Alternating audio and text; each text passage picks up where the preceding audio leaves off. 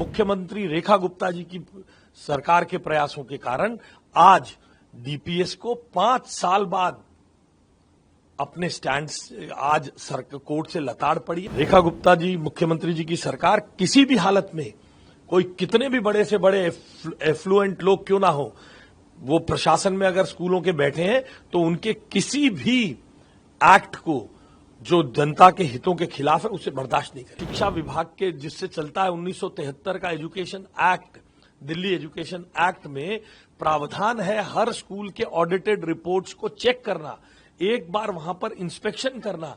वो लगातार क्यों नहीं हो रहा था? देखिए, आज दिल्ली के शिक्षा इतिहास में एक हिस्टोरिकल डे है, ऐतिहासिक दिन है।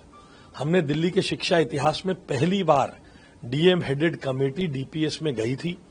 डीपीएस हमारे खिलाफ, दिल्ली सरकार के खिलाफ कोर्ट में गया, वहां से कोर्ट की लताड़ पड़ी डीपीएस को, और आज हमारी भेजी हुई कमेटी की रिपोर्ट के आधार पर आज कोर्ट ने डीएम को आदेश दिए हैं कि बच्चों की पढ़ाई को सुनिश्चित करें।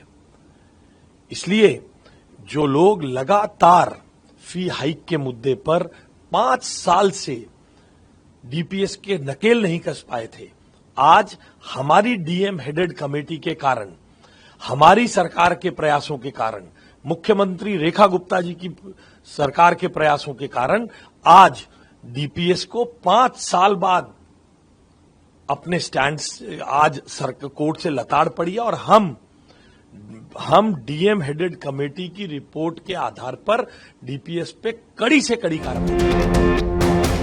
रेखा गुप्ता जी, मुख्यमंत्री जी की सरकार किसी भी हालत में, कोई कितने भी बड़े से बड़े एफ्लुएंट लोग क्यों ना हो, वो प्रशासन में अगर स्कूलों के बैठे हैं तो उनके किसी भी एक्ट को जो जनता के हितों के खिलाफ।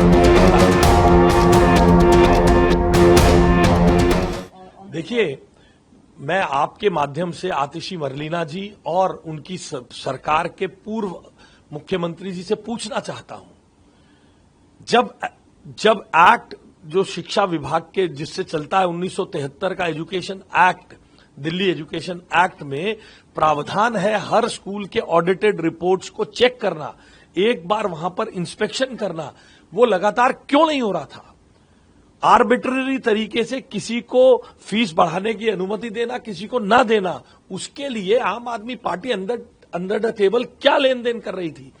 आज 600 से ज्यादा वे लोग केवल 75 स्कूलों में एक साल में करते थे। हमने 7 दिन में 600 स्कूलों से उनकी ऑडिटेड रिपोर्ट्स इकट्ठा की है। आज 10 स्कूल्स को शो कॉज नोटिस जारी हो रहे हैं। इन ऑडिटेड रिपोर्ट्स जो पिछले 10 साल से स्कूल डीओई के रिकॉर्ड्स में नहीं है, हम इसको अब पुख्ता डॉक्यूमेंट बनाकर इनकी नकेल कसेंगे और जांचेंगे।